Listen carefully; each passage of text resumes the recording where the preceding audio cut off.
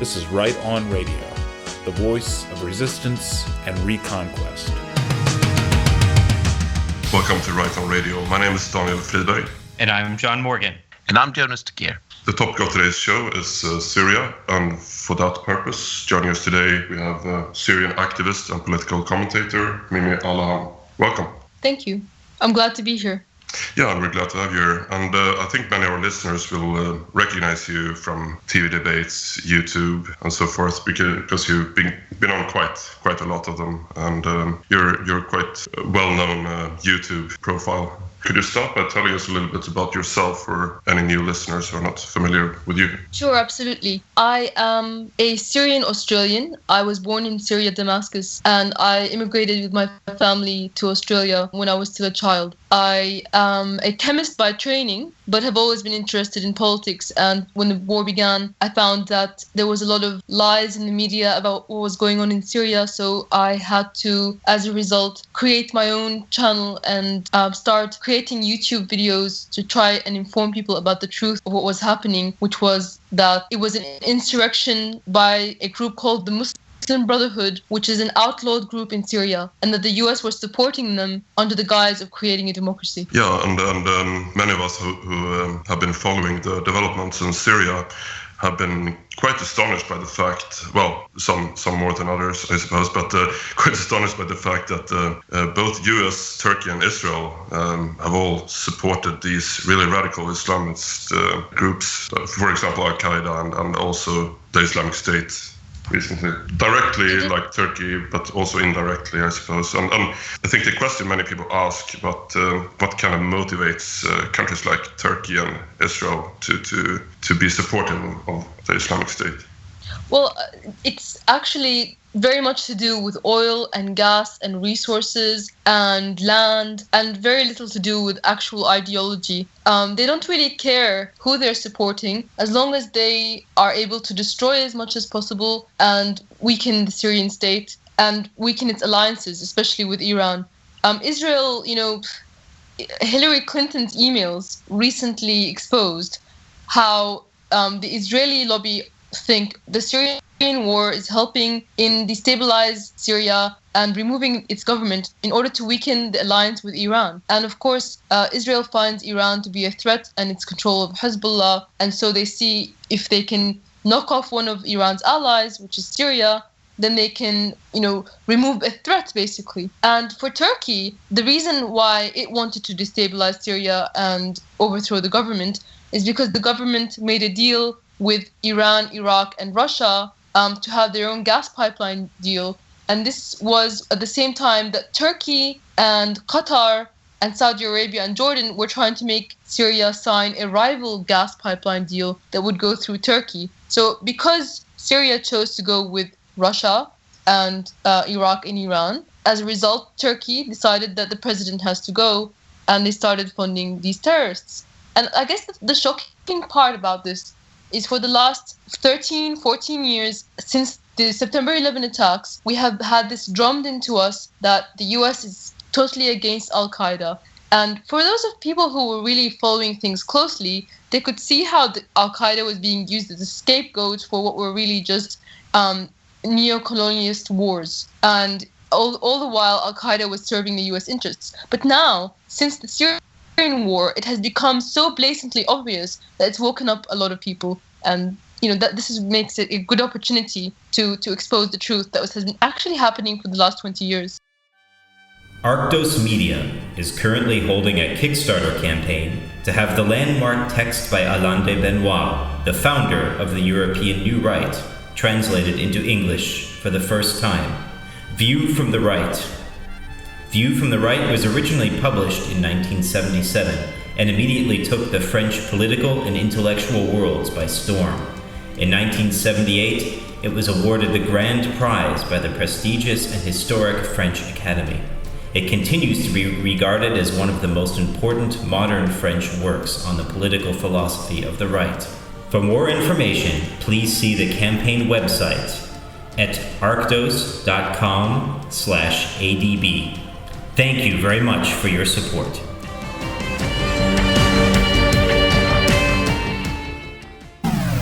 This is right on radio.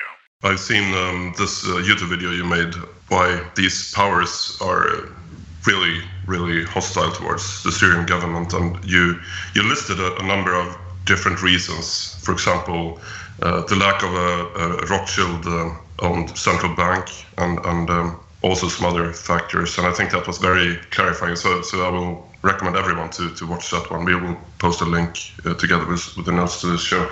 But how much of a factor do you think that is? The Rothschild central bank? I think it's definitely a big factor, because after the Libyan war, one of the first things that happened was the bank system of Libya was changed to a Rothschild central bank after Gaddafi was overthrown. It has to do with being able to control basically the government's policy, because if a country can control its own worth of its currency, and it can control its own currency, then it can make its own decisions. And the Rothschild central bank, it's just another way to force a country into debt, into crisis, and basically have it under a blackmail for the whole time, so that the government has to go with whatever the bank wants, whatever the powers that be want. That is one of many reasons, really, but not less so than any other reason. And in your estimation, I agree completely with what you say, by the way, but to what degree do you think that we are as controlled in Europe today? Because they're not waging war actually against us, but you still have the same sort of structure. Yeah. Well, I think that since World War II, Europe has been in chains, and maybe not the East, but definitely the West of Europe has been in chains. The East is slowly, going under the IMF and the US hegemony chains as well now. Well, they certainly used to be in chains in the East, but... Well, maybe different type of chains. But, well, the way I see things is that Europe is constantly acting against its own interests to appease what are basically the interests of the US and maybe even the UK. The collapse of Libya has resulted in a disaster, a refugee crisis for Europe, and it's not just this. There's many things that the German economy could be benefiting if it didn't have, for example, sanctions on Syria and Russia. They would be able to have more energy resources if that were not the case. The policies that are being governed, that are being basically forced on Europe and Germany and Sweden, they're not really serving the European people. And I think that, people might say this is a conspiracy theory, but I think that there's definitely an agenda to dissolve the idea of a nation state, which means I think you're absolutely right. Sorry to sort of interrupt, but I do believe that there is a problem with us thinking still in sort of geopolitical terms. That are very much out of date. Yes, they do solve a lot of questions when you look at it in geopolitical terms. But then there are some things that are happening that you can't really understand with geopolitical terms, and you have to consider that maybe there's something else controlling what's going on. And a lot of over the years, a lot of American politicians have actually spoken about having a new world order or a one world order, and I prefer to use the term one world order, because new world is the old way of saying America. And the idea that everywhere is looking exactly the same. You go to France, you go to Germany, you go to Greece, and there's all the same shops, H&M, McDonald's, KFC, anywhere in the world. It's all starting to look the same. And I feel that the powers that be who would prefer to have a global world government would be benefiting if they could remove the idea of nationality or separate identities and just have everything look exactly the same. And that way they wouldn't really have any opposition to having a one world government. Yes, I would agree with that. I mean, I think that that's also part of what's going on in the Middle East, is that, governments like Syria and, of course, Libya and Iraq previously, and also Iran, resist this sort of enforced conformity. So it's just that the process there isn't as far along yet as it is in Europe. Exactly. Well, Syria, we would not allow foreign companies to come in. There was no McDonald's, there was no H&M, things like that. But as the new president came in, there was a big push by the West to try to pressure him to relax some of those rules. And as a result, Coca-Cola, which used to be illegal, became legal again. And what happened was all of the Syrian factories that were producing our own brand of Coca-Cola went bankrupt because they couldn't compete with, the Coke market. So that is one of the reasons, though, is that the Syrian president didn't go far enough in opening up the economy to foreigners. And that's probably one of the reasons why they decided that he had to go. Well, also, you mentioned Eastern Europe before as, being, quite a bit freer than Western Europe from this hegemony. I was just curious, what is your assessment of the Russian intervention? It's been going on for close to a year now. So, what do you make of Russia's involvement in the conflict, and are they being successful in attaining their goals, do you think? And are those goals aligned with Syria's interests? I think that for the large part they're aligned with Syria's interest, but there are times where they don't exactly align, and I fear that this might cause problems in future. The Russians have been Syria's ally for many decades, and they sell us weapons, which we use to defend our borders against Israel. And although the difference between having an ally and being under hegemony is that Russia is limited in how much influence it can have over Syrian government policy. Whereas once you are under US hegemony, they will enforce you to have bases inside your country and complete control and democracy so that they can switch leaders that they don't like. Under Russia only had one port for those 30 decades in the Mediterranean Sea.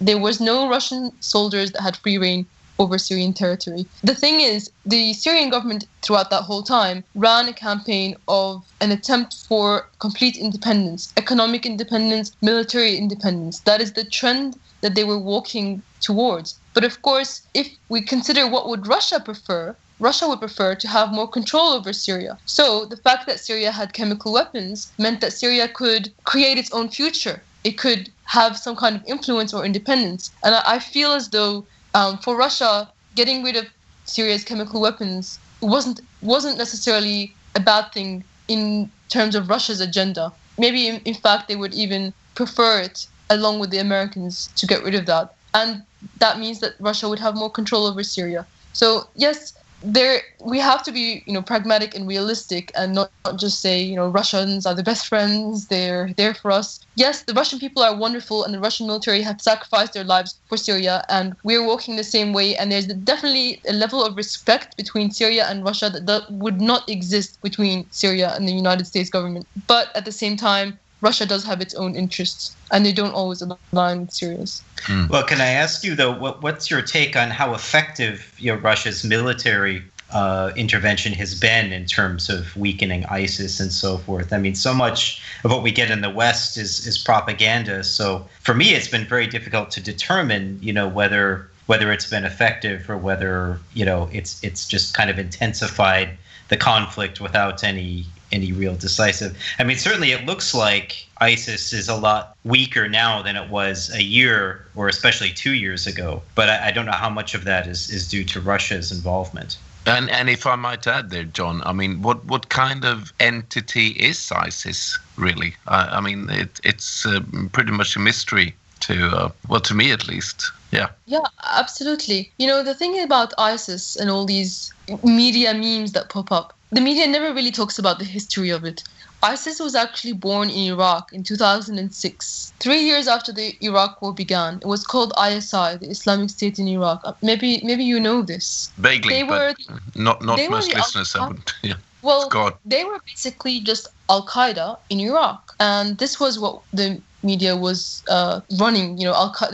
Before the Iraq War began, George Bush insisted that Al-Qaeda was already in Iraq. Of course, that wasn't true. It was only 3 years down the line that Al-Qaeda was created, going by the name of ISI, and continued to grow.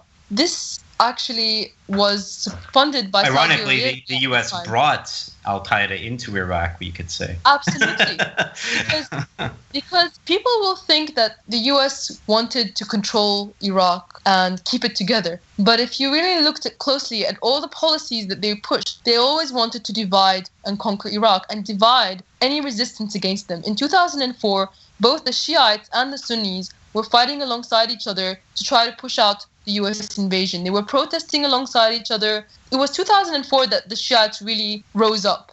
And this was bad news for the U.S. government because they didn't want a united people against an occupation. They preferred them fighting each other. And so divide and conquer began. Any secular movements, any secular militias were pushed out by Islamist ones.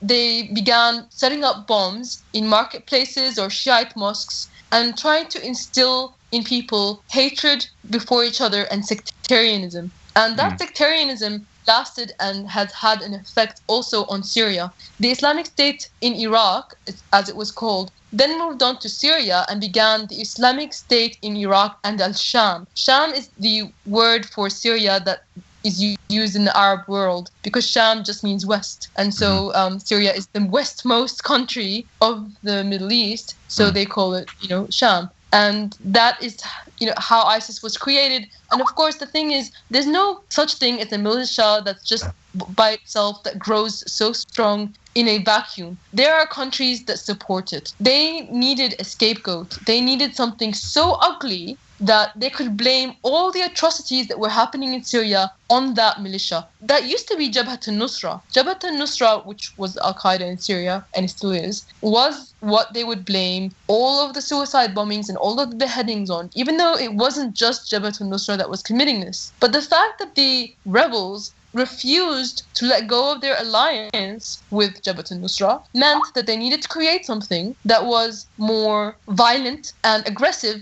towards secular type, or in their view, not extreme enough groups. And that's where ISIS came in, and ISIS became the perfect scapegoat. And as soon as ISIS existed, we heard very little about Jabhat al-Nusra anymore. So I really think that they must have been equipped by someone. As you say, this kind of thing doesn't just sort of turn up from a vacuum in the desert. It's not. Yes. Yeah. The media tries to push the idea that their forces are, growing only because they're stealing oil or they're stealing military equipment. They wouldn't be able to take that oil and that equipment in the first place if they didn't have a lot of donations and a lot of funding. And that is coming from Saudi Arabia, and it's coming from Turkey and Qatar. Turkey is letting them through the border. There's no denying that. The thing that bothers me, though, is the United States government tries to pin ISIS solely on Turkey, when all the while they were one of the main people behind it. And Turkey is basically now a scapegoat for the terrorists in Syria, when it's really the US that's been supporting them and gave them the Tau missiles. No, it's strange, and I think one has to take into consideration the sort of Israeli factor as well when it comes to ISIS, because it's rather odd that they would be so complacent with that kind of extremely aggressive entity in their backyard without doing anything for years. Well, both ISIS, Jabhat al-Nusra, and the rebels serve Israeli interests. The whole war is really one of the, as I said in my 8 reasons why the New World Order hates Syria, one of the main reasons is that Syria is a threat to Israel, but more so that Israel wants to take over Syrian land. And the perfect way to do this is to destabilize the country using these fanatics and these crazy people. And ISIS specifically is interesting in that it operates on Israel's borders but doesn't attack Israel, and also collects mostly in the Kurdish areas. And as you know, maybe I should explain that creating a Kurdistan is one of the main objectives that were discussed in the Yunon Plan, which was made by Israel in the 80s. And it just goes par and parcel with an attempt to balkanize the Middle East and cut up these countries under ethnocentric lines, whether that be Shiites, Sunnis, or Kurds. That is the objective. Yeah. So ISIS perfectly serves those interests. Yeah, absolutely.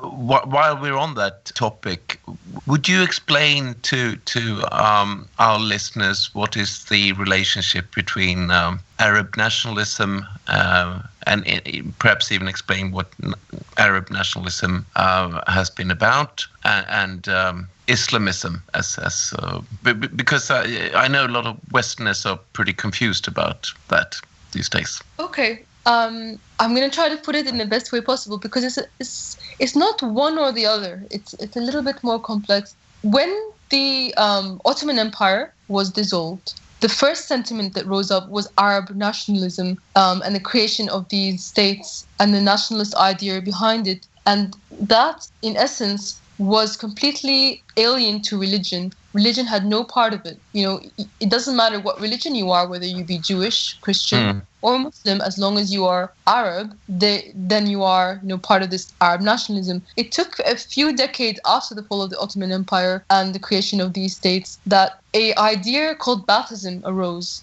in Iraq, Syria, and for a short time in Egypt as well, where they wanted to unify the Arab world. It was called Pan-Arabism. And a lot of these secular governments that are still existing today are a relic of that era of Pan-Arabism. Morsi, the government before Morsi, I apologize, in Egypt was one of those. The Hafiz al-Assad and Assad's government is one. Saddam Hussein was one before, the Iraq war. Then the Islamist ideology began to slowly gain more and more strength. And of course, groups like the Muslim Brotherhood have been trying to overthrow secular Arab nationalism since 40 years ago. And the US and the UK have actually been promoting this. Iran was a secular country. Iran isn't Arabic, but the Islamic Revolution happened there in the 70s. You had Afghanistan from a secular country to a Islamist one. And basically, mostly the secular governments are under attack. Not so much Saudi Arabia. That's definitely not a secular government. The thing is, though, about Arab nationalism, it is not the only secular ideology that exists in the Middle East. There are other ideologies, like just pure nationalism, for example, that for people in Syria and for people in Egypt, they don't necessarily identify as Arab, even though they speak the Arab language,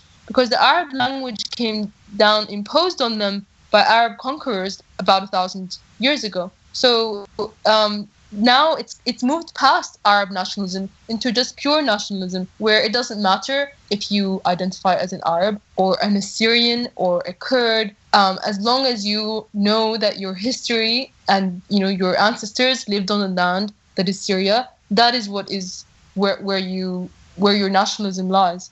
And there are non-pan-Arab groups now that are secular, that rival the Ba'athist ideology, that are rising up in Syria, like the Syrian, the SSNP, the Syrian Socialist Nationalist Party. So I think that the Pan-Arabism thing is definitely infinitely better than the Islamist ideology, but it's not the only solution to that. No, but I mean, the perverse thing, though, is that the narrative in the Western press has been very much that, people like Saddam Hussein or Colonel Gaddafi, they were, more or less Muslim fanatics, and they supported Al-Qaeda and what have you. And it's actually the other way around, isn't it? It's honestly the most ridiculous things. I didn't know that was how Gaddafi was portrayed. I knew that was how Saddam was portrayed, and that was a joke. Al-Qaeda they don't even see him as a Muslim. They see him as a heathen, They wanted to overthrow his government. And the funny thing is, the US supported Islamists into power in Iraq. They supported the Dawa party. They might not be Sunni, they might not be Al-Qaeda, but they are like Shiite Islamists. And, one of the first things that the Dawa party did was to reintroduce polygamy. And to allow it. And the same thing for Libya, I believe. That was also one of the same things, because Gaddafi, he opposed it. Both Saddam and Gaddafi were a result of, and the era of Arab nationalism and the time of the Soviet Union, where, religion wasn't really that promoted. So it's a joke to say that. I'm not saying Islam is bad. I'm just saying that not everybody is a Muslim in your country. So that means that, and I'm speaking as a Muslim myself, not everybody should be having religion imposed on them by law. That's not acceptable. People should be able to have religious freedom.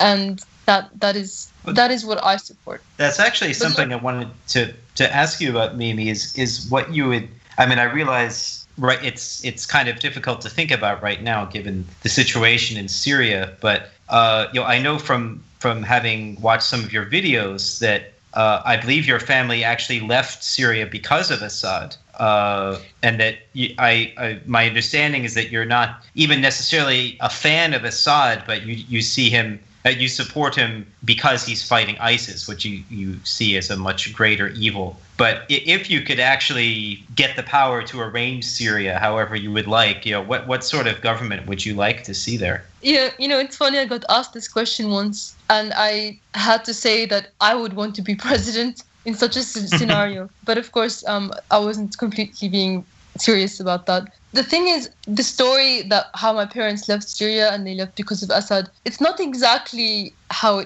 it goes. My grandfather was in a position of power before the Ba'athist coup, and after the Ba'athist coup, he was removed from power. He was a general in the Syrian military, a very high-ranking one, and he was forced into early retirement. My family wasn't forced to leave Syria or anything like it, but of course, my family was opposed to the government due to their history of going from a position of power into something that wasn't, and they also felt that there was a lot of corruption. So that is one of the reasons we left Syria.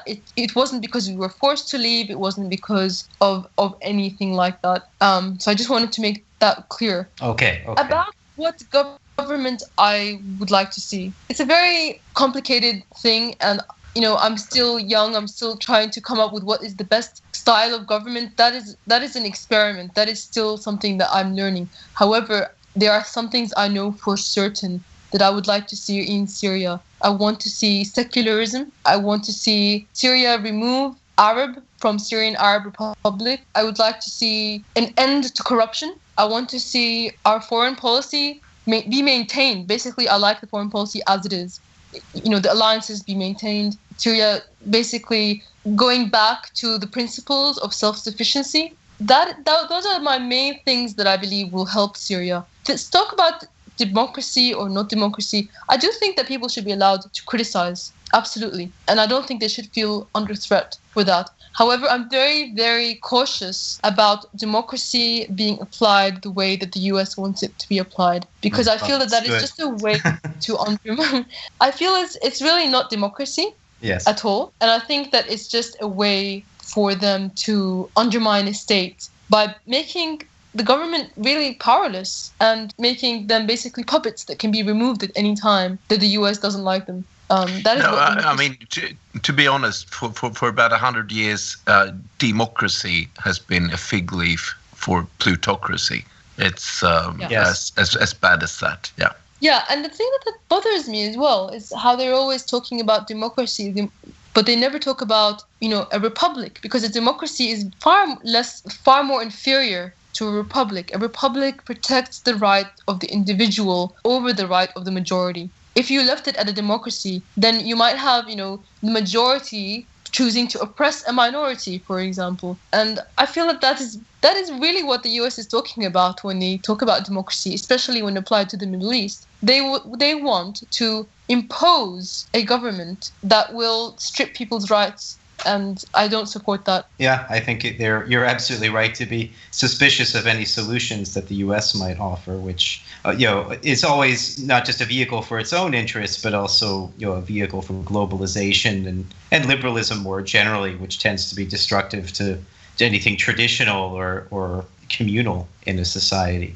But I'm getting from what you're saying that you wouldn't when the conflict finally ends, whenever that might be, you wouldn't want to just see a return to the Ba'athist system of Arab nationalism, I guess. You'd like to see something a bit different from that. I personally would. But on the other hand, I don't want to throw out the baby with the bathwater, because there are a lot of good things that the previous ideological system had. And people might not agree with me on this, but I like the fact that Syria had free education, even to university level, and they had free healthcare for everybody. And I think that is one of the main reasons of having a government in the first place, to make sure that basic human rights, like the ability to educate yourself and the ability to not die of cancer, that those are maintained, especially for a small country with a small amount of resources and a weak economy. Those things were important in the previous system, and I'd like to see them remain. Something I noticed before was that you said that you would like to remove the word Arab from the Syrian Arab Republic, and I'm a bit curious about this because, Syria used to be part of the Roman Empire, and even before then it was settled by various Indo-European tribes and so forth. And it's quite obvious that you have a lot of Indo-European heritage in Syria, if you look at the population. And would you say that ethnically speaking, you don't identify completely with Arabs? Or I think that Syrian ethnicity is completely different to Arab ethnicity. And I'm not going to say whether we're Indo-European or not. Like, Syrian history predates any of that. It's one of the oldest existing civilizations in the world. It created the alphabet and gave the world the alphabet when the Phoenicians were around. So I'm not going to comment about that, but I am certain that the Arab ethnicity and culture and history and experience is different to the Syrian one for many reasons. And it's not just Syria. North Africa is different, and so is the Horn of Africa. There are some people who are living in the Sudan that identify as Arab, and some people that realize that they are, in fact, are not Arab. I met one of these girls in high school back when I thought that Pan-Arabism was quite cool. And I said to her, isn't it so interesting how I'm white and you're black and yet we're both Arab? Isn't it so cool? And she said, I'm not Arab. And I was like, but what do you mean? We're both speaking Arabic. And she said, no, I think that people will be very insulted and you should be very careful of who you say, whether or not they're Arab. And I thought that was very interesting. And this began a journey for me to understand why, who is an Arab? What is an Arab? And I eventually came to the realization that Arabs are the people of the Gulf. Saudi Arabia, Yemen, Qatar, the people who lived that lifestyle, they had the desert, they had a very old skyscraper city in Yemen. They were living basically nomadic lives, and they struck oil. But Syrian experience is different to that. We have a different environment, we have different food, we have different music, we dress differently. The only thing that is similar is that we speak the same language and have, for the majority, this same religion. But even the application of the religion is different, and the way that we speak the language is different. So we have to recognize that we cannot force Pan-Arabism on people that don't, in fact, see us as Arab. Saudi Arabia did not accept any Syrian refugees. And one of the people in Kuwait, one of the politicians, said that we can't accept Syrian refugees because they wouldn't fit in with our culture. So we've been trying for 30, 40, 50 years to instill Pan-Arabism in the Gulf so that we can see, the Gulf states helping us fight Israel. But that really isn't happening because I don't feel that they think that Palestinians and Syrians are worth helping, because I don't think that they see them as their own people. That's extremely interesting, yeah. Yeah, it is. I was just about to say the same thing. And also another very interesting aspect is that Saudi Arabia, which is supposedly the most pure Islamic country in the world, is quite aligned with the same interests and the same powers as the United States and Israel, for example. And I don't know if it's due to the royal family and their loyalties, or if there are other factors, if there are purely geopolitical factors or something.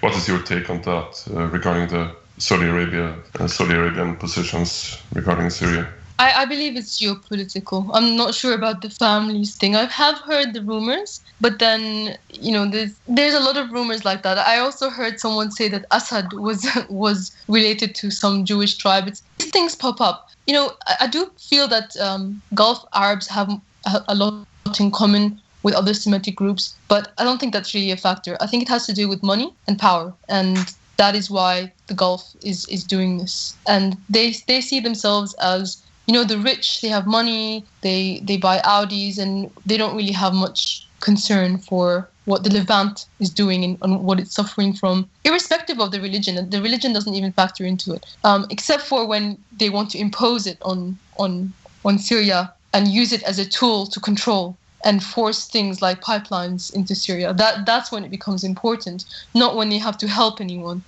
So I do think that, but I also wanted to just say one other thing about the fact that I want Arab removed from Syrian Arab Republic. It's also because I want to make sure that there isn't an avenue to push federalization onto Syria, because people are saying that, the fact that Syria is the Syrian Arab Republic means that it's not following its own constitution, because its constitution says you can't have parties that are religious or ethnic based. And on that, on the crux of that, some of these Kurdish nationalist types, that some of them don't even have Syrian citizenship, have come and tried to push federalism onto the majority of the Syrian people, saying that, okay, we're not Arab, but we deserve our own section of Syria, and we can call that the Kurdish section.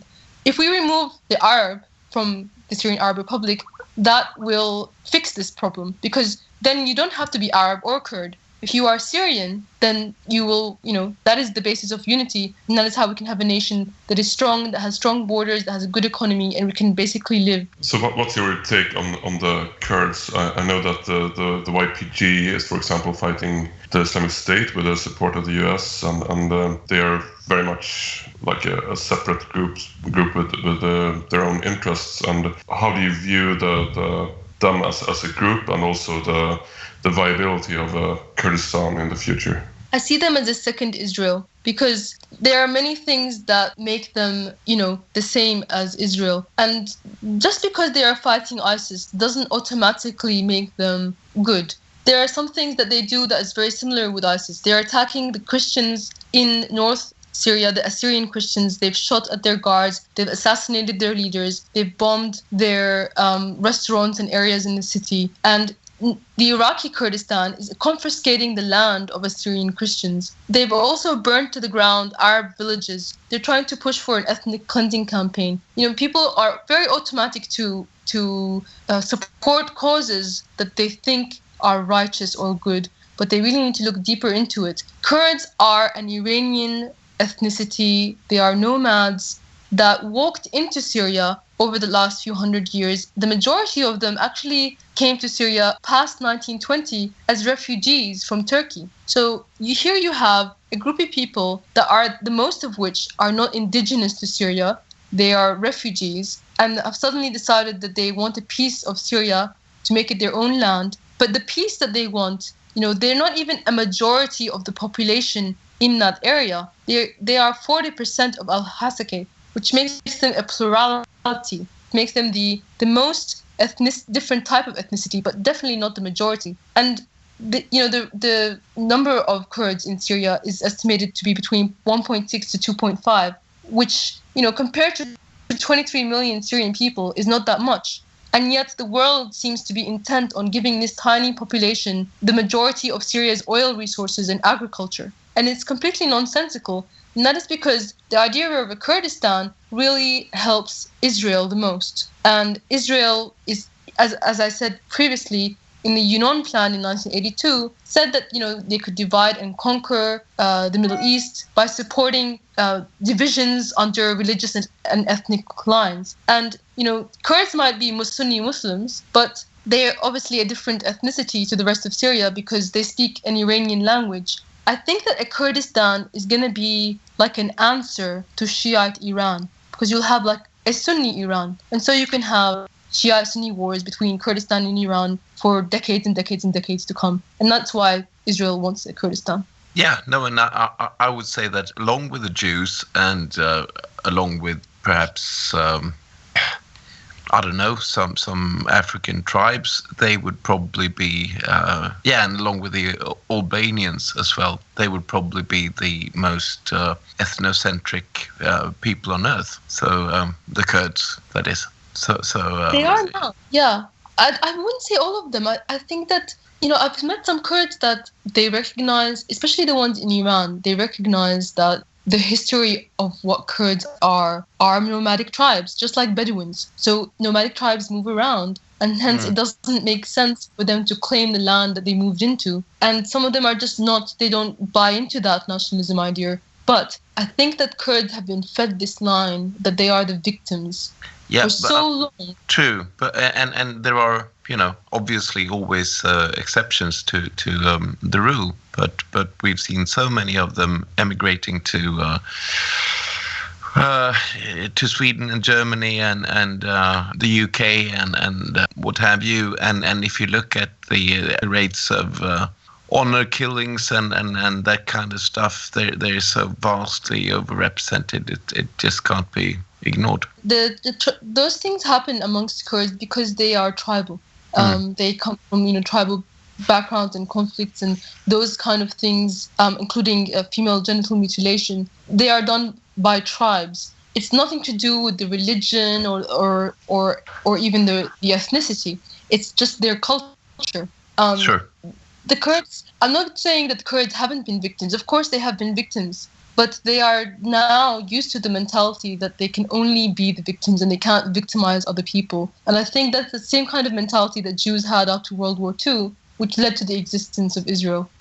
Yeah, I think that's a good analysis. Although the other side of this, of course, that we're very concerned with in the West in terms of fallout from the conflict in Syria is, of course, the ongoing migrant crisis. And I saw a very interesting post on your Facebook wall recently where you had a graphic showing the differing attitudes towards the migrants between left and right-wing Europeans and also in terms of Syrians themselves, which I thought was very amusing. But that's a side of it that you never really hear about much in the West is what do the people who are remaining behind in Syria think of? Oh, well, I mean, another question, of course, is how many of these people are actual refugees? I mean, it's pretty clear that a lot of them actually are not and are just claiming to be. But what do the Syrians who are remaining behind? What do they think about all these people who are just packing up and leaving?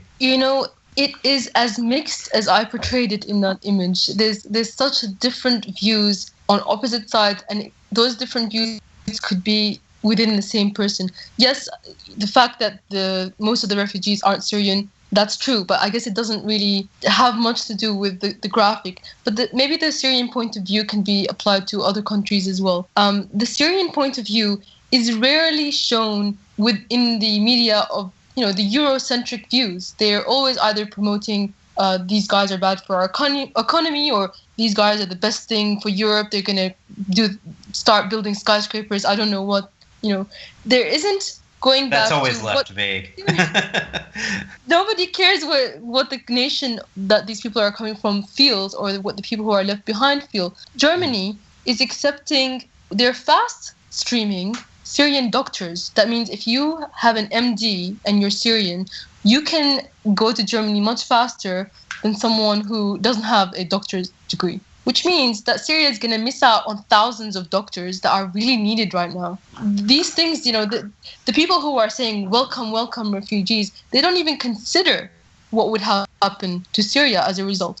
Also, some in the right wing suggest, we should only bring Christian refugees, not Muslim refugees. And what happens when they say that back in Syria is that the Christians in the Kurdish areas become less numerous and they become weaker. And so they become more susceptible to ethnic cleansing. And this just expedites wiping out Christianity from the Middle East.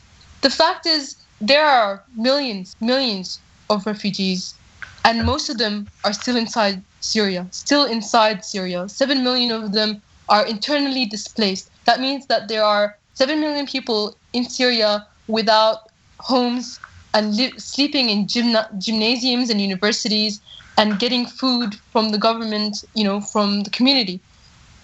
Nobody seems to care or be concerned about those people. They're only concerned about the few thousand that have managed to go through to Europe. And, if the activism for supporting refugees, if only 5% of it could go to concern for the refugees in Syria, then maybe we would have people wake up. The EU started sanctioning Syria. They sanctioned the country that is trying to feed 7 million refugees. And there's been no outcry against that. There's been the liberals on the left who say that they are concerned about Syria and Syrian people. None of them have said, why is Europe sanctioning the country that is housing 7 million refugees? Why isn't the money and the resources going even to the refugees, 4 million of which are sitting in camps in Turkey and Lebanon and Jordan? Yes, that's a good point. No, I mean it's a complete scandal from beginning to end, and I think it should be clear to any intelligent person that there is an international agenda behind this sort of breaking up of these Middle Eastern states. It's not about trying to install democracy. You have to be an absolute bloody moron to think that. So I'm sorry, but I mean we just have to get real about this, guys. Well, and that's also something. Oh, go ahead. Sorry, go ahead. Oh, I was just going to say that the aspect of this that's never looked at is, people tend to look at the impact of immigration on Europe, but it's never discussed the fact that the effect this is having on the countries that these people are coming from, which I would think, if anything, is even worse. Well, actually, it is discussed quite a lot by the various the various parties that are anti-immigration in Europe, that we should strive to put the resources towards help in the local area, in the region. No, and once again, you have to be an absolute fucking idiot not to understand that, draining these countries of the doctors or the engineers or, whatever, the highly educated people that they have. It's something unethical, It's not a very moral thing to do, and yet we do it, and we sort of pride ourselves for it. I mean, it really is quite unreal, isn't it? Yeah, absolutely. But also, I don't think we actually do that to any significant extent when it comes to Sweden, at least. I don't know about Germany, but I mean, if we look at the migrant crisis last year, I think, a lot of people are claiming to be a Syrian that aren't even Syrian to begin with. And among the so-called refugees that claim to be from Syria, there isn't that many doctors, though. I mean, you hear a lot of talk about that in the media, of course, because that's how they wanted to portray it. No, exactly. And I wouldn't have sort of, I don't buy into that narrative, so don't get me wrong. But if that would have been the case, which is, I mean, that's the way it's been put to us. Absolutely, but I totally agree.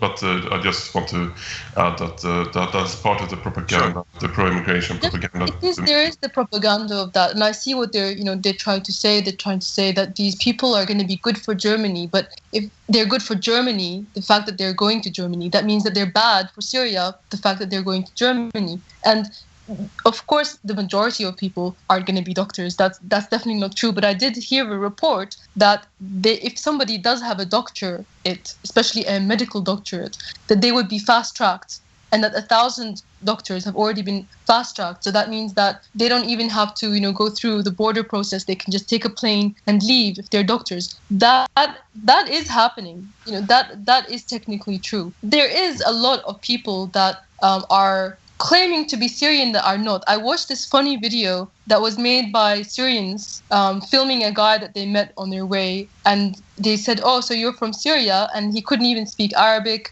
He was from Africa. He was pretending, or maybe it was, I'm not sure which country he was from, but he was pretending to be Syria, and they were basically laughing because he didn't even speak Arabic. And I think that the word Syrian has become synonymous with refugee. It's just, if you say Syrian, I met a German recently, and I said, "Yeah, I'm from Syria," and she says, "Oh yeah, now I can say I've met a Syrian, though. Are you a refugee?" I'm like, "No, I'm not a refugee." But refugee, Syrian, it's become the same thing. So anything that a refugee does, it becomes Syrian refugees. They filmed also the propaganda. I'm sorry to say, the propaganda is on both sides of it. I recently watched, well, not recently, but it was a year ago, I watched a video where they filmed an African refugee complaining about the situation that they were in and the living conditions that the refugees were in. And I think it was in Germany. And they filmed this person and he said, look at these Syrian refugees, how ungrateful they are. This person definitely wasn't Syrian, but anything that is happening now that is in a negative light is being put on the Syrians. And you asked me earlier, how did the Syrians see the refugees, that the ones that have stayed behind? I'm not one that stayed behind. I'm an immigrant, so I can't. It would be completely hypocritical of me to say, why aren't they staying there and dying instead of, trying to make something of their lives? I am in no position to say that, but I can say that there is a lot of conflicting views.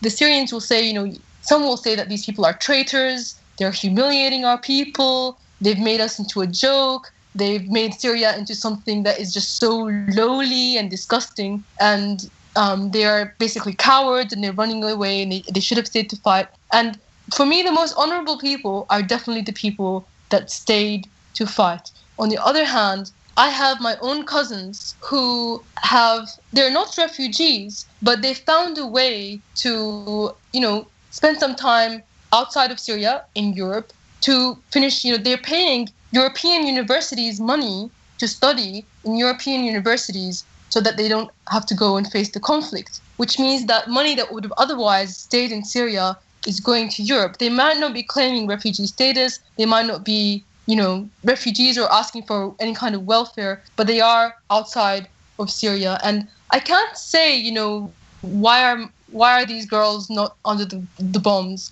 It's a very complicated issue, and if it's happening to your family, nobody personally wants to have their son die or get conscripted. But if you look at it objectively and you look at it as a big picture, you can see how this agenda is destroying the Syrian nation and destroying our people, basically. Yeah, and I mean, especially this day and age. I mean, of course, there's nothing to be ashamed about. Why should they stay and fight? I mean, to be honest, and the money that they're paying is probably not going, as you said, to Europe. Is probably going into the international capital somewhere. I don't know. Yeah, you're absolutely right. Yeah, it's not going to Europe, and Europe is not. There's this perception, even in Syria before the war, that Europe is so rich and everybody has Ferraris and nobody has to worry about anything. And I would go back there and I'd say, I live in Australia and it's not that great. Like, you guys have a really nice thing going here. You have a very good lifestyle. When you come here, when you live here in the West for a while, you're not going to like it, I assure you. And sure enough, after that happened, maybe not all European countries, and I'm living in Australia, so it's different, but they realized that everybody is struggling. Not everybody is rich. Europe is not that economically strong as we are told by television. Greece especially. So yeah, we're all suffering because of it, because of these wars. Really, we're all suffering, except the powerful people. That's true everywhere. Yeah, absolutely. And anyways, speaking of wars, there is of course a war going on right now in Syria, and recently we read quite a lot about this large-scale offensive taking place in Raqqa, I think, and it's like a coalition of Russian and Syrian military forces attacking ISIS, basically. The Russians are, of course, only limiting themselves to airstrikes, but still, I assume that's quite helpful as well. But could you tell us a little bit more about that and what the prospects are of pushing ISIS back from the border against Turkey, for example? I think that ISIS is, of course, I think it's controlled, and I think it's a puppet. And at any time, it can be removed if the powers that be want it to be removed. You saw that it used to be portrayed as so strong and so invincible, and then they were pushed back out of Palmyra by the Syrians and the Russians very quickly. Even though Russia had only been involved in a few months, they were able to get rid of ISIS from Palmyra, while the US was bombing that place for about a year. So just goes to show you, when you want to do something, it can be done. So what do the US want to do now in Raqqa? They're invading Syria without a international law. It's against international law. They don't have a UN resolution. It's completely a breach of sovereignty. They basically want to balkanize Syria, as I said before, That is why they have chosen to go in with Kurdish forces. And the leader of YPG, the Kurdish YPG, stated that he wants to control Raqqa, which is not a Kurdish city, doesn't have any Kurds in it, because he wants to use it as a hostage to try to pressure Syria into accepting federalism. And that is why they're trying to go for Raqqa, not because they want to get rid of ISIS. ISIS wouldn't even be there if it wasn't for the war in the first place. And of course, the Syrians are going for Raqqa because they want to get rid of ISIS and they want to make sure they get there before the US and the YPG get there. And because Syria's oil infrastructure is there, and a lot of our agriculture as well. So that is the main thing. ISIS is just a sideshow. ISIS is just like the target that you put on wherever you want to bomb or destroy, like the WMDs or like Al-Qaeda used to be. They're just a complete, disgusting sideshow.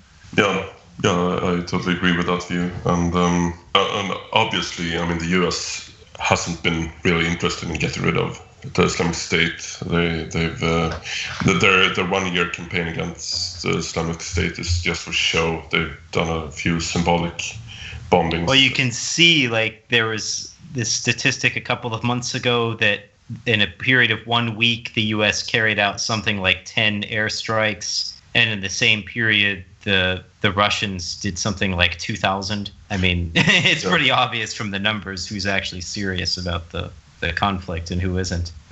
If you were really serious about fighting ISIS, you would be supporting the force that is actually capable of defeating ISIS. The US media tries to push the idea that Kurds are the strongest force. The YPG is the strongest force capable of defeating ISIS. But if you saw in that city, which the media refers to as Kobani, it took 6 months and the city was completely destroyed before any kind of success happened there. So definitely the YPG are not the strongest force that's capable of defeating ISIS. The Syrian military is, with the tanks that they have and the missiles and the air force that they have, that is the strongest force that can defeat ISIS. And if you really, really wanted to defeat ISIS, then you would be supporting that force, not undermining it with, a battle in Aleppo that's happening with Al-Qaeda. So it's totally. Well, let's put it this way: they wouldn't have existed in the first place. Yeah, precisely. I think. Exactly. Yeah. Yeah, that's very true words. Anyways, we're kind of drawing to the end of this podcast. Do you have any final words you would like to say to our listeners before we wrap this up? Anything you want to promote or plug before we end this? Okay, I'll say, please don't let the media, commandeer your view about Syrian people as a whole. And if you would like to learn more, please come check my channel, SyrianGirl Partisan. It's on YouTube. I also have a Twitter account, Partisan Girl, and a Facebook, Partisan Girl as well. Thanks a lot for having me on your show. And thank you for joining us today. And thank you all for listening. And tune in again in a week. Bye.